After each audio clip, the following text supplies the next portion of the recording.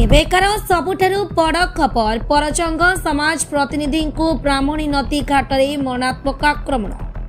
सांबादिकता को ढाल करी करुतिले चोरा बाली और कोयला कारबार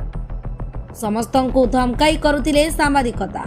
अन्य एक बाली माफिया गोष्ठी करिसेंती आक्रमण नदी को गाधोइबा को जाइथिबा बेले गोड़ हाथ हाणिले दुर्बृत्त अनुगुल जिला तालचेर थाना अंतर्गत संतपड़ा ग्रामर सांबादिक शांतनु कुमार भुक्ता को 6 जन दुर्बृत्त आक्रमण करिथिबा अभियोग कार्यरत सांबादिक जनक आक्रमण करथिले दुर्बृत्त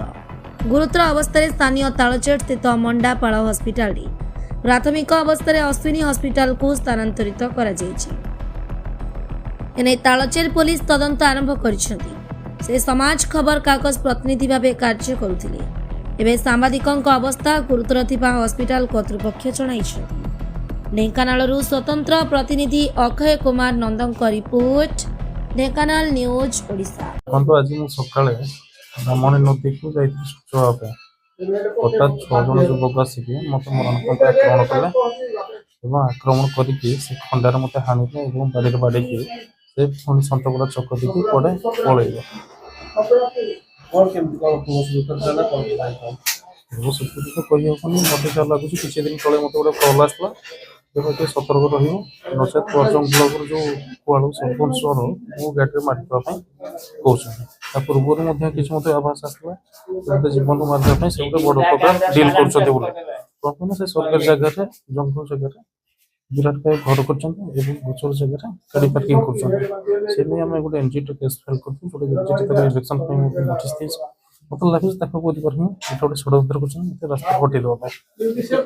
निरपेक्ष तदंत कर पुलिस भरोसा अच्छे दोषी को दंड 6 जन आसते गोटे खंड धरी आसते समस्त बाड़ी धरी आसते से बाड़ी आक्रमण कर खंडार गोटे लोक मत हानि समस्त बयस से अप्रोक्सीमेटली 20 ରୁ 24 भर हम 3टा बाइक मोहित कुमार भुक्ता घर सतपड़ा बयस 30 मो भाई शांतनु कुमार भुक्ता और बाकी युव सांबादिक आपणकर समाज पर्यटन प्रतिनिधि आम गाँ नदी घाट को गाधि जाइए समय किसी दुर्वृत्त आसी मरणात्मक आक्रमण कर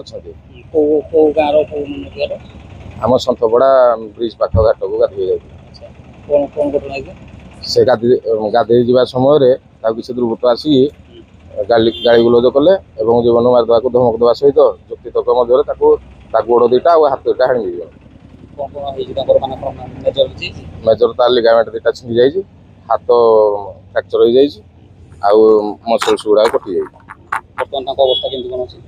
बर्तमान से गुरुत्वपूर्ण अवस्था बर्तमान मंडापाड़ आमर भुवनेश्वर को स्थानांतरण कर चिकित्सा पर जना पड़ो अवस्था से बहुत प्रकार एनजीटी केस करे सामाजिक कार्यक्रम करे तेणुक किसी दिन पूर्व ताड़ी गोटे फोन कल आसाला ठीक ना फणा खाइबू आज से घटना हो गला आम एफआईआर दीजु से पुलिस तदंत करी अपराधी मान को धरिया दाबी करूँ।